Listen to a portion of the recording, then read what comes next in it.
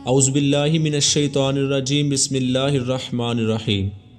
Only for U T V کے معزز دوستوں کو زین یاسین کی طرف سے السلام علیکم۔ دوستو، یہ جون کا مہینہ تھا جب آسمان چاند اور ستاروں سے بالکل صاف ہونے لگا اور رات کا اندھیرا اتنا گہرا ہونے لگا کہ اپنا ہاتھ بھی بغیر شمع جلائے نظر نہیں آ رہا تھا۔ جو پرندے گھونسلوں میں آرام کر رہے تھے ان میں بے چینی شروع ہو گئی اور وہ گھونسلوں سے نکل کر آسمان میں اڑنے لگے اور اندھیرا ہونے کے باعث ایک دوسرے سے ٹکرا کر زمین پر گرنے لگے۔ جو لوگ آسمان کی کھلی فضا میں سوئے ہوئے تھے وہ لوگ پرندوں کا شور سن کر اٹھ گئے اور آسمان کو بالکل صاف دیکھ کر پریشان ہو گئے۔ لوگ یہ خیال کرنے لگے کہ شاید آسمان پر بادل ہونے کی وجہ سے چاند اور ستارے دکھائی نہیں دے رہے۔ کچھ لوگوں کو یہ بہت غیر معمولی لگ رہا تھا کیونکہ ان کے جانور بہت خوف زدہ تھے اور وہ بھاگنے کی کوشش کر رہے تھے۔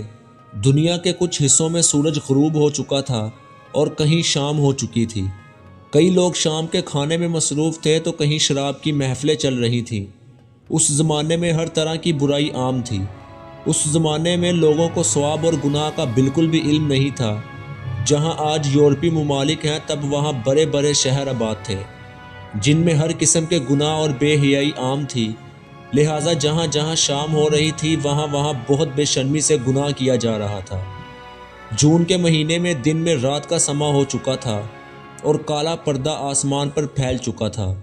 یہ نہ تو دھواں تھا اور نہ ہی بادل تھے، بلکہ یہ کالے رنگ کی چادر تھی جو آسمان کو آہستہ آہستہ ڈھانپ رہی تھی۔ یہ سب دیکھ کر لوگ اس سوچ میں پڑ گئے کہ آخر یہ کیا ہو رہا ہے۔ دوستو، آسمان پر گپ اندھیرا چھا چکا تھا اور سورج کی روشنی بالکل غائب ہو چکی تھی، جس کی وجہ سے جون کے مہینے میں ہی سردی کا احساس شروع ہو چکا تھا۔ دوستو، آہستہ آہستہ پوری دنیا کا آسمان سیاہ ہو چکا تھا۔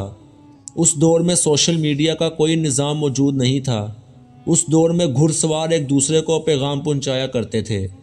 جن علاقوں میں دن کے وقت اندھیرا چھا چکا تھا وہاں کے لوگوں نے گھڑ سواروں کو دوسرے علاقے کی صورتحال دیکھنے کے لیے بھیج دیا۔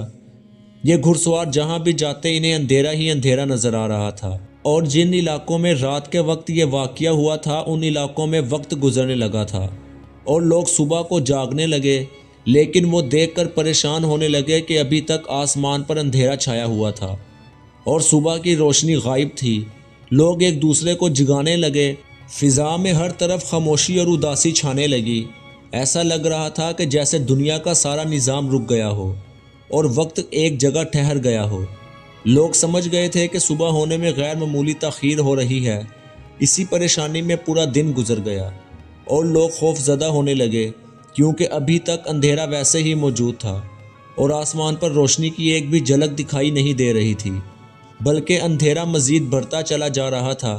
بچے بھوک سے رو رہے تھے اور عورتیں بچوں کو چپ کروا رہی تھیں، لیکن بچے کسی بھی طرح چپ ہونے کا نام نہیں لے رہے تھے، لیکن یہ سوچ رہے تھے کہ اگر صورتحال یہی رہی تو ہم بھوکے پیاسے مر جائیں گے۔ اکثر لوگوں کو امید تھی کہ یہ اندھیرا 2-3 دن میں ختم ہو جائے گا اور وہ دوبارہ کام کرنا شروع کر دیں گے اور کھانے پینے کا سامان پیدا کر لیں گے۔ اور جن علاقوں میں ابھی دن تھا وہ لوگ زیادہ خوف زدہ تھے کیونکہ یہ سارا منظر انہوں نے جاگتی آنکھوں سے دیکھا تھا۔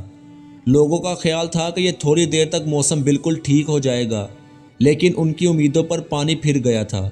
اب 2 دن گزر گئے تھے لیکن سورج نکلنے کی کوئی اثرات نظر نہیں آ رہے تھے۔ اب کھانے پینے کا سامان بھی ختم ہو چکا تھا۔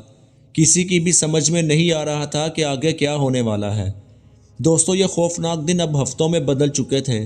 روشنی کی کوئی بھی کرن نظر نہیں آ رہی تھی۔ دن گزرنے کے ساتھ ساتھ لوگ بھوک سے مرنا شروع ہو گئے۔ جولائی اور اگست گزرنے کے بعد اب سردیوں کے مہینے شروع ہو چکے تھے۔ سردی اس قدر زیادہ ہو گئی کہ پانی کی جھیلیں جمنا شروع ہو گئیں اور انسانوں میں مختلف قسم کی بیماریاں پیدا ہونا شروع ہو گئیں۔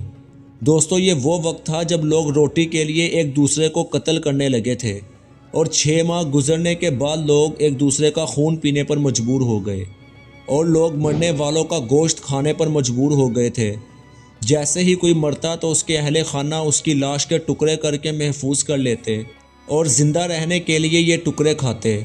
1 سال گزر چکا تھا، پھر طاعون کی وبا پھیلنے لگی۔ دیکھتے ہی دیکھتے لاکھوں لوگ اس وبا کا نشانہ بننے لگے۔ شہر کے شہر اس وبا سے ختم ہونے لگے اور لاشوں کے ڈھیر لگ گئے۔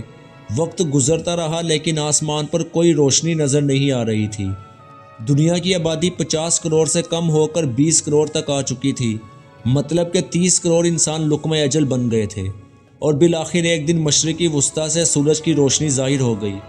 ایسا لگ رہا تھا جیسے ایک سیاہ چادر میں کوئی سوراخ ہو گیا ہو، اور پھر یہ سوراخ بڑا ہوتا گیا اور 15 دن کے اندر یہ روشنی پوری دنیا میں پھیل گئی۔ دوستو یہ کیسے ہوا آج تک کوئی نہیں بتا سکا کہ دنیا اندھیرے میں اتنی دیر کیسے ڈوبی رہی۔ البتہ کچھ لوگوں کا خیال ہے کہ یہ سب آتش فشاں پھٹنے سے ہوا تھا۔ دوستو اس بارے میں آپ کا کیا خیال ہے؟ اپنی رائے کا اظہار کمنٹ باکس میں ضرور کیجیے گا۔ ملتے ہیں ایک ایسی ہی ویڈیو کے ساتھ، تب تک کے لیے اللہ حافظ۔